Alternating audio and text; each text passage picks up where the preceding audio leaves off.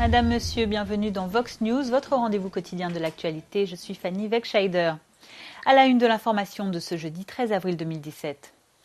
En Afrique du Sud, la manifestation anti-Zuma de mercredi à Pretoria a rassemblé plusieurs milliers de protestataires.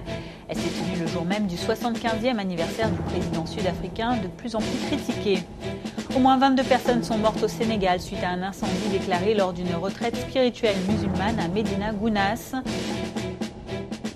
Et enfin, l'auteur présumé de l'attentat suicide de dimanche dans la ville égyptienne d'Alexandrie vient d'être identifié. L'enquête se poursuit sur la deuxième attaque attentat. Bonsoir à tous. En Afrique du Sud, la manifestation qui s'est tenue mercredi à Pretoria a rassemblé un nombre record de participants. Alors si la majorité appartenait aux principaux partis d'opposition de l'Alliance démocratique ou encore des combattants de la liberté économique, de nombreux autres manifestants non affiliés se sont joints au mouvement. La protestation pour dénoncer la corruption du gouvernement et obtenir la démission du président Jacob Zuma s'est tenue le jour même de son anniversaire. Pour l'occasion, le président, de plus en plus impopulaire, a fêté ses 75 ans avec ses militants à Soweto. Comble de l'ironie, Pravin Gordhan aussi célébrait son anniversaire ce 12 avril. Le limogeage brutal de l'ancien ministre des Finances par le chef de l'État il y a 2 semaines avait jeté de l'huile sur le feu pour les anti-Zuma. Mardi 18 avril, le président sud-africain devrait faire face au vote d'une motion de défiance au Parlement. L'ancien président Thabo Mbeki, dont les relations avec Jacob Zuma sont tendues, a appelé mardi les députés à voter pour l'intérêt du peuple et non pour celui du parti. Lors de la manifestation de mercredi à Pretoria, le leader du parti d'opposition des combattants pour la liberté économique a salué la forte mobilisation des manifestants qui, pour lui, ont, je cite, envoyé un message fort à l'encontre du président. L'effervescent Julius Malema n'a pas lésiné sur les qualificatifs pour critiquer Jacob Zuma. Zuma, le seul travail qu'il puisse faire le mieux, c'est de s'occuper du bétail. Il ne fait pas partie du siège du gouvernement ici. La personne ici qui occupe ce bureau ne sait pas lire. Ce serait donc une perte de temps que de présenter un mémorandum à un analphabète qui n'a pas de relation avec les livres. Vous êtes venus en masse, vous avez envoyé un message fort, votre discipline a envoyé un message fort. Nous voulons obtenir de nouveau cette masse lorsque nous débattrons d'une motion de confiance au Parlement au Cap. Notre peuple doit venir en masse pour dire que trop c'est trop. La capitale zimbabwéenne Harare a accueilli mercredi les funérailles du général de brigade James Morosvi. Une foule importante était venue dans l'enceinte du mémorial aux héros nationaux pour suivre la procession rendue en hommage à cet acteur de la libération du pays. Le président a prononcé un discours très élogieux à l'occasion de la commémoration. Robert Mugabe a notamment valorisé le dévouement de ce héros qui a mis de côté ses études d'enseignant pour servir la cause de son pays et rejoindre la lutte de libération en septembre 1976. Avant l'indépendance, James Morosvi avait occupé différentes fonctions, notamment celle de responsable du département de l'éducation à Beira.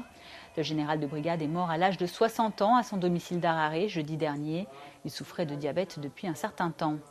Hier, le président Robert Mugabe a également tenu à rappeler que malgré de très nombreuses décorations militaires, James Morosvi était toujours resté humble et respectueux, contrairement selon lui à d'autres.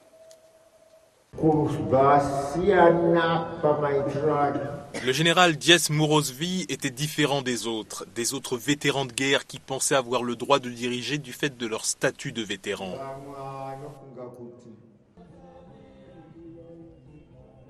Le bilan n'est pas encore définitif, mais au moins 22 personnes sont mortes suite à un incendie déclaré mercredi après-midi dans le sud-est du Sénégal. Le sinistre a eu lieu lors d'une retraite spirituelle musulmane appelée Daaka. Les causes de l'incendie survenu à Médina Gounass dans la région de Kolda ne sont pas encore connues. Les pompiers qui ont réussi à maîtriser le feu dans la soirée ont ajouté que parmi les 87 blessés recensés, une vingtaine se trouvent encore dans un état sérieux. Des milliers de pèlerins convergent chaque année à Médina Gounass, avec la plupart du temps l'enregistrement d'incendies plus ou moins violents. Toujours au Sénégal, la prévention contre le terrorisme semble porter ses fruits. Après l'arrestation fin février de 2 terroristes présumés, originaires du Mali, et dont l'un pourrait être lié à l'attentat de Grand Bassam en Côte d'Ivoire, ce sont 3 nouvelles interpellations que la police sénégalaise a rapportées mardi. Un Nigérian a été arrêté lundi 10 avril à Dakar. Connu des services de renseignement de son pays, il était recherché pour terrorisme. Il a été dénoncé à sa sortie de l'ambassade du Nigeria au Sénégal. La police a précisé qu'il était venu au Sénégal après quelques mois passés en Mauritanie pour, je cite, recruter des terroristes pour le compte de Boko Haram. Moins de 2 semaines plus tôt, le 29 mars, ce sont 2 Marocains qui avaient été interpellés à l'aéroport de Dakar. Les hommes supposés liés à l'État islamique étaient recherchés dans plusieurs pays. Ils nient toutefois toute appartenance à un groupe terroriste. Les enquêtes se poursuivent pour savoir si les 3 hommes arrêtés projetaient ou non de commettre un attentat sur le territoire sénégalais. Et un peu plus au nord de la côte atlantique, le Maroc aussi a enregistré un succès dans la lutte antiterroriste. Les forces spéciales du Bureau central d'investigation judiciaire ont arrêté mercredi 7 personnes. Interpellées à Fès et à Moulay Yacoub, elles sont suspectées d'organiser le recrutement de combattants pour l'État islamique. Et c'est un attentat qui a également été déjoué au Nigeria, selon l'annonce faite mercredi par les services de sécurité du pays. 6 personnes suspectées d'être des terroristes ont été arrêtées les 22, 25 et 26 mars. Elles auraient fomenté une attaque à Abuja contre les ambassades américaines et britanniques. Les services secrets nigérians déclarent que 5 des 6 suspects faisaient partie d'un réseau localisé entre l'État de Benue et d'Abuja. Le 6e, interpellé dans l'État de Yobe, a avoué le complot. La nouvelle des arrestations intervient au moment même où le département d'État américain met en garde ses ressortissants qui souhaitent voyager au Nigeria. Un chef de Boko Haram était par ailleurs devant la justice nigériane mardi. Mohamed Ousmane, plus connu sous le nom de Khalid al-Barnawi, est le chef de la faction dissidente du groupe islamiste Ansarou. Arrêté en avril 2016, il est inculpé d'enlèvement et d'assassinat de 10 étrangers. Le procès du leader islamiste et de 6 autres personnes devant la Haute Cour fédérale d'Abuja a été ajourné au 25 avril. La Cour a notamment accordé une demande de protection des témoins. Khalid al-Barnawi est le responsable présumé de l'attentat de 2011 sur le bâtiment des Nations Unies à Abuja. Il aurait aussi participé à de nombreuses attaques dans les États de Bauchi, de Kaduna, de Kano, de Katsina, de Kebbi, de Kogi, de Sokoto ainsi que d'Abuja. Restons au Nigeria où le nombre de condamnations à mort aurait connu une hausse significative selon une déclaration faite par Amnesty International mardi lors d'une conférence de presse tenue à Lagos. Pour l'ONG de défense des droits de l'homme, avec une multiplication par 3 des cas en un an, le Nigeria est au 2e rang mondial des pays qui prononcent le plus de condamnations à vie, le premier pays étant la Chine.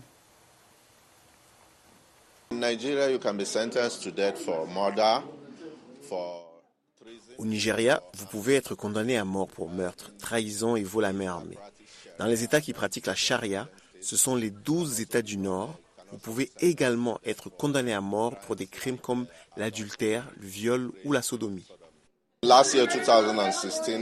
L'année dernière, 2016, nous avons eu un taux très élevé.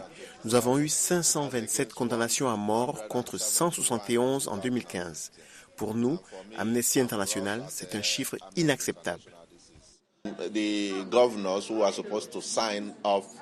gouverneurs qui sont censés signer les exécutions sont également préoccupés par le fait que le système actuel que nous avons mis en place ne garantit pas la justice. Et il est également possible que les personnes qui ont été condamnées à mort soient en fait innocentes. Notre recherche a montré que la plupart des personnes qui ont été condamnées à mort, la plupart dans le couloir de la mort sont réellement pauvres et des personnes incapables d'embaucher des avocats ou n'ont pas assez de ressources pour se défendre devant les tribunaux. En Côte d'Ivoire, Abidjan a accueilli une conférence de la Croix-Rouge internationale. Le thème de cette 9e rencontre panafricaine de la Fédération internationale des sociétés de la Croix-Rouge et du Croissant-Rouge était « Investir en Afrique ». Du 9 au 12 avril, l'événement a réuni plusieurs centaines de spécialistes du secteur de l'humanitaire. Au programme, un accord entre organisateurs et invités sur la nécessité pour la Croix-Rouge internationale de renforcer ses capacités pour de meilleures actions sur le terrain. 54 sociétés de la Croix-Rouge et du Croissant-Rouge sont en conclave en Côte d'Ivoire dans le cadre de la 9e conférence panafricaine des sociétés nationales de la Croix-Rouge et du Croissant-Rouge en vue d'un meilleur investissement en Afrique. Lundi 10 avril, à l'ouverture officielle des assises à Abidjan, hauts patrons de l'organisation et personnalités ivoiriennes ont indiqué la nécessité de trouver la bonne stratégie pour renforcer les actions d'information de sensibilisation et de secours des populations dans le monde et particulièrement en Afrique, le continent régulièrement exposé aux pires formes de violence, d'insécurité alimentaire due aux guerres et actes terroristes. Le thème central, investir en Afrique, nous invite plus précisément à une série d'investissements dans les ressources humaines locales et la gouvernance. La crise alimentaire sans précédent et la famine qui sévissent dans certaines parties du continent sont dues non seulement à des catastrophes naturelles, mais aussi à des situations de conflit et à l'insécurité. Nous ne devons pas gâcher les occasions que nous avons d'améliorer la façon dont nous travaillons ensemble. Nous en avons le devoir envers nous-mêmes et à l'égard de nos partenaires et investisseurs, et surtout des personnes vulnérables au nom desquelles nous agissons et nous parlons. Plusieurs centaines de spécialistes du domaine de l'humanitaire participent à cette panafricaine qui a lieu tous les 4 ans dans un pays africain. Il y sera débattu durant 3 jours des thèmes liés notamment à la résilience des communautés, à la famine, à l'insécurité et à l'emploi jeune. Pour Dr Gulet Abbas, vice-président de la Fédération internationale de la Croix-Rouge, la nécessité de mieux soutenir la réponse aux situations d'urgence au niveau communautaire demeure une grande priorité. Le sujet est d'autant plus pertinent qu'il est réaliste d'admettre que toute action humanitaire ne peut être menée à bien que si elle bénéficie du soutien et de l'appui des donateurs et nécessite de mobiliser d'importantes ressources financières et humaines. La rencontre d'Abidjan constitue une réelle plateforme de réflexion sur les actions humanitaires vectrices de ressources adaptées à l'émergence des populations africaines. 24 heures avant l'ouverture lundi de la réunion statutaire des sociétés nationales de la Croix-Rouge et du Croissant-Rouge, les jeunes leaders de l'institution ont échangé sur leur situation en vue de trouver des solutions aux difficultés siennes et mieux se préparer à faire face aux nouveaux défis de leur temps. La 9e conférence panafricaine de la Croix-Rouge internationale s'achève mercredi 12 avril et ses différents responsables, dont la vice-présidente du comité international Christine Burley, ont émis le vœu de travailler à rendre l'institution humanitaire forte pour une mission améliorée en faveur des populations. La secrétaire générale de l'Organisation internationale de la francophonie est en Afrique centrale depuis mercredi. Michaël Jean s'est rendu dans la capitale centrafricaine Bangui. La République centrafricaine avait été suspendue de l'OIF après le coup d'État de la Séléka en 2013. Le pays avait été réintégré l'année dernière après les élections. Dans un long discours porteur d'espoir et prononcé devant le Parlement, la dirigeante de la francophonie a déclaré qu'elle soutiendrait le redressement de la République centrafricaine. Un engagement pas uniquement symbolique selon elle. Michaël Jean a rappelé que pendant tout le processus de transition, son organisation avait permis le renforcement des institutions centrafricaines, comme la Cour constitutionnelle ou encore l'Autorité nationale des élections. Elle a garanti que ce serait encore le cas dans l'avenir. Madame Jean a conclu son discours par un tour du Parlement pour saluer tous les députés. Ce jeudi, elle devrait se rendre à Bambari avec le président Faustin Archange Touadéra, une ville qui symbolise toujours la crise et où les violences se perpétuent. À la frontière sud de la Centrafrique, le Congo, la faculté Marianne Ngouabi de Brazzaville a déclenché mercredi 3 journées d'université morte. À l'origine du mouvement social, plusieurs revendications d'ordre salarial, aussi bien du personnel enseignant que non enseignant.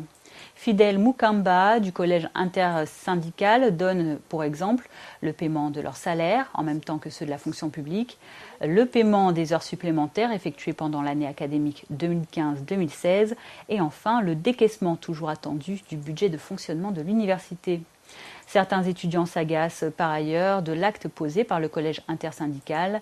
Ils craignent de nouveaux retards dans le calendrier académique après déjà plusieurs autres grèves handicapantes. Après ce dernier mouvement social de 3 jours, c'est donc mardi que l'université Marianne Ngouabi reprendra ses activités, le lundi de Pâques étant férié. Économie à présent au Gabon. Ali Bongo Ondimba a inauguré mercredi à Mouila la plus grande usine de transformation d'huile de palme de tout le continent africain. L'infrastructure d'une capacité de 138 700 tonnes d'huile a coûté 39 600 000 $, soit environ 22 milliards de francs CFA, plus de 560 000 €. Le président gabonais s'est félicité que l'agriculture de son pays prenne un nouveau départ après avoir été longtemps délaissée. Depuis que l'industrie pétrolière du pays a ralenti, après le boom des années 1970-80, le Gabon a choisi l'agriculture comme l'un des secteurs clés pour diversifier son économie. La culture massive des palmiers à huile au Gabon ces dernières années est particulièrement critiquée par les environnementalistes. Le pays et son partenaire singapourien Olam sont notamment accusés par l'ONG gabonaise Brain Forest de participer au déboisement de la forêt et à l'exploitation des populations rurales. Au nord du continent africain, les enquêtes égyptiennes sur les attentats de dimanche dans 2 églises coptes montrent quelques avancées. Le ministre de l'Intérieur a annoncé mercredi avoir identifié le responsable présumé de l'attaque suicide d'Alexandrie. L'ADN prélevé sur le reste du corps, comparé à celui d'une liste de suspects en fuite, a permis de nommer Mahmoud Hassan Moubarak Abdallah, né en 1986 à Kenna, dans le sud de l'Égypte, et qui vivait dans la province de Suez. Le kamikaze présumé travaillait pour une entreprise pétrolière et était lié à un réseau terroriste dont l'une des cellules avait commis l'attentat meurtrier contre une église du Caire en décembre dernier. L'enquête se poursuit en parallèle pour connaître l'identité de l'auteur de l'attentat de Tanta. Les 2 attaques survenues le dimanche de la fête des Rameaux ont fait 45 morts. Le groupe djihadiste État islamique en a revendiqué la responsabilité. Un appel humanitaire pour le Nigeria, la Somalie, le Soudan du Sud et le Yémen a été lancé mercredi soir depuis Berlin en Allemagne.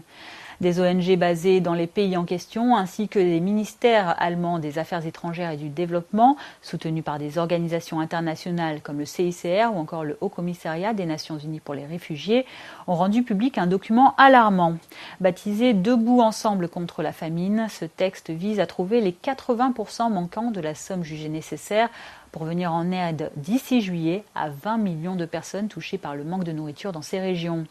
Les Nations Unies estiment que ce montant total équivaut à près de 4,5 milliards de dollars, soit environ 2 800 milliards de francs CFA et plus de 4 milliards 200 millions d'euros. Et la veille déjà, au siège genevois des Nations Unies, le HCR avait mis en garde contre le risque d'un nombre de morts massif à cause de la famine dans la Corne de l'Afrique, au Nigeria ainsi qu'au Yémen, et ce alors que la sécheresse frappe une partie du continent africain. Nous augmentons encore notre niveau d'alerte en avertissant aujourd'hui que le risque d'un nombre de morts massifs provoqués par la famine parmi les populations de la Corne de l'Afrique, du Yémen et du Nigeria s'accroissent. Cet avertissement est à la lumière des situations de sécheresse dont vous avez entendu parler et qui affectent également de nombreux pays voisins et un délai de financement qui devient si grave. En somme, 20 millions de personnes dans ces pays se trouvent dans les zones touchées par la sécheresse. 4,2 millions d'entre eux sont des réfugiés. Des récoltes ont échoué consécutivement. Le conflit au Soudan du Sud, couplé à la sécheresse, entraîne la famine et un afflux de réfugiés. L'insécurité en Somalie entraîne une augmentation des déplacements internes et des taux de malnutrition élevés, surtout chez les enfants et les mères qui allaitent. Le HCR rappelle à la communauté internationale que la sécheresse dans la Corne de l'Afrique de 2011 avait coûté la vie à plus de 260 000 personnes. Plus de la moitié d'entre elles étaient des enfants de moins de 5 ans. Il faut éviter à tout prix que cela se répète. Si la population du Yémen est aussi visée par l'appel international à l'aide humanitaire, c'est notamment à cause de la guerre qui ravage le pays. Mercredi, au moins 3 soldats yéménites et 15 rebelles ont été tués en moins de 24 heures sur la côte ouest du pays. À l'origine de violents combats et des raids aériens de la coalition arabe menés par l'Arabie saoudite. Les affrontements se sont tenus au sud-est de la ville portuaire de Mocha, sur la mer Rouge, qui avait été reprise début février aux rebelles chiites Houthis.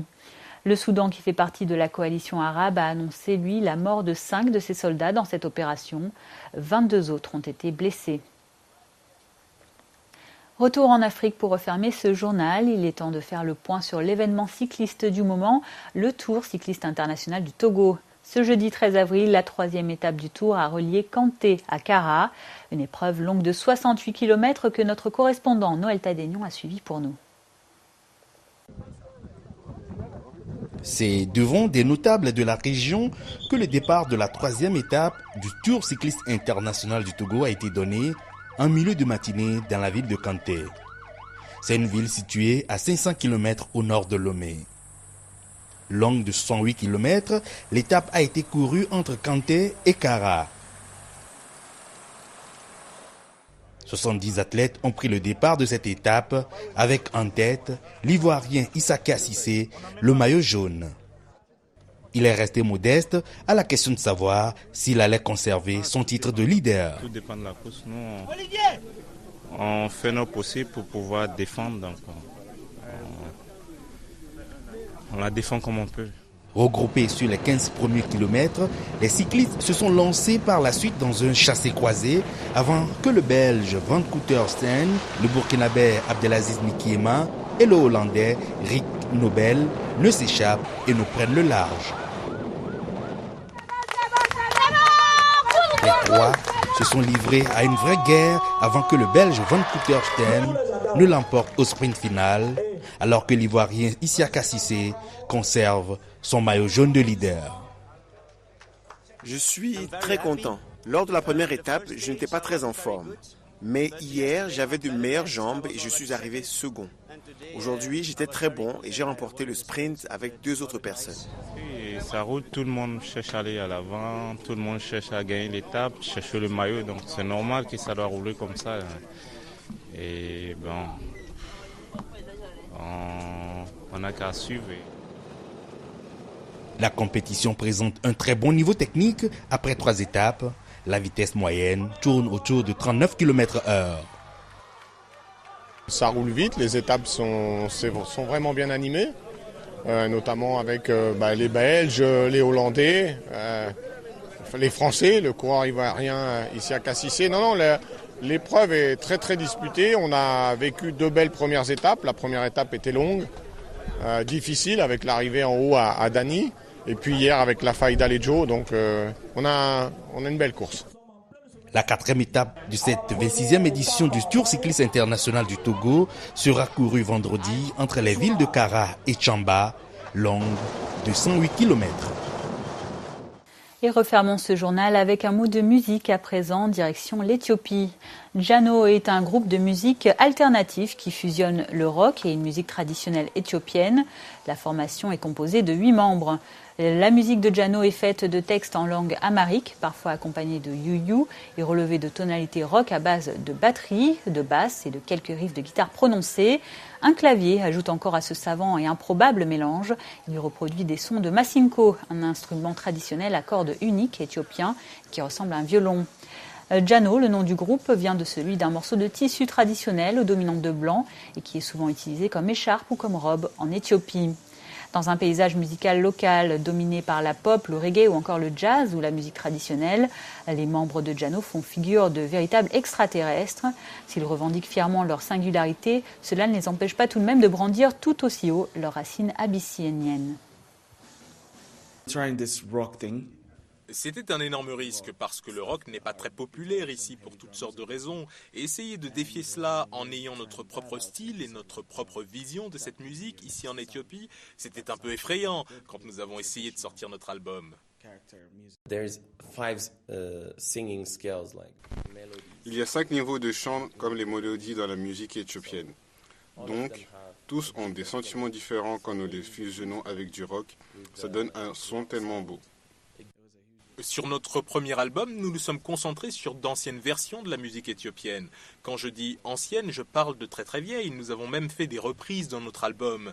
Quelques reprises d'anciens chants que nous avons passés à la sauce modern rock, et ça a bien collé vraiment. Peut-être que les guitares ne sont pas là, peut-être que les tambours ne sont pas là, mais le rock y est. Le rock y est. C'est la fin de ce journal. Avant de nous quitter, voici le rappel des principaux titres développés ce soir. En Afrique du Sud, la manifestation anti-Zuma de mercredi à Pretoria a rassemblé plusieurs milliers de protestataires. Elle s'est tenue le jour même du 75e anniversaire du président sud-africain, de plus en plus critiqué. Au moins 22 personnes sont mortes au Sénégal suite à un incendie déclaré lors d'une retraite spirituelle musulmane à Médina Gounass. Et enfin, l'auteur présumé de l'attentat suicide de dimanche dans la ville égyptienne d'Alexandrie vient d'être identifié. L'enquête se poursuit aussi concernant la seconde attaque à Tanta. C'est la fin de cette édition. Merci à vous de l'avoir suivi. Rendez-vous demain pour un nouveau journal Vox News. Bonne suite de programme sur votre chaîne panafricaine.